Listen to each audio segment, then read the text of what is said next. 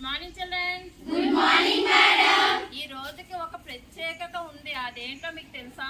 తెలుసు మేడం. ఏంటది? Global earth day madam. అంటే ఏమిటి? మొక్కల కోసం మనం తెలుసుకోవాలి ఈ రోజు. మనం ఒక మొక్క చెట్టు కింద ఉన్నాం. ఇదేం చెట్టు మీకు తెలుసా? ఏం చెట్టు ఇది? కొబ్బరి చెట్టు. దేనికి ఉపయోగపడుతుందో మీకు తెలుసా? చెప్పండి ఒకరు. కొబ్బరికాయలు చెప్పండి. ఎండాకాలంలో కొబ్బరి తాగొచ్చు. ఇంకా ఇంకా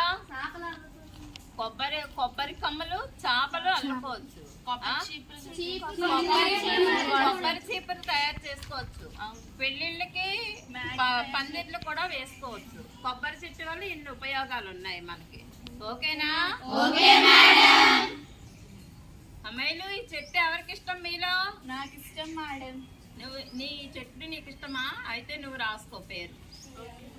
పేరేంటో తెలుసా? ఏం చెట్టు అది? మామిడి చెట్టు ఎవరికి ఇష్టము? నాకు ఇష్టం మేడం. ఈ చెట్టు వల్ల ఉపయోగాలు నువ్వు చెప్పగలవా? చెప్పగలను మేడం. చెప్పు ఒకసారి. ఈ చెట్టు వల్ల మంచి తీని పళ్ళు లభిస్తాయి మేడం. అలాగే దీని ఆకుల వల్ల ఫెస్టివల్స్ కి తోరణాలు కట్టుకోవచ్చు మేడం. అలాగే ఈ కలప కూడా యూజ్ అవుతుంది మేడం. అలాగే ఆవకాయ పికిల్ అలాంటివి తయారు చేసుకోవచ్చు. మామిడి చెట్టు వల్ల మనకి ఎన్నో ఉపయోగాలు ఉన్నాయి. అవును మేడం. అమ్మాయిలు, చెట్టు పేరు ఏం పేరు? ఈ చెట్టు ఎవరికి ఇష్టము? నాకు ఇష్టం మేడం. ఈ చెట్టు వల్ల ఉపయోగాలు ఏంటి? బాదం చెట్టు వల్ల బాదం పిక్కలు వస్తాయి.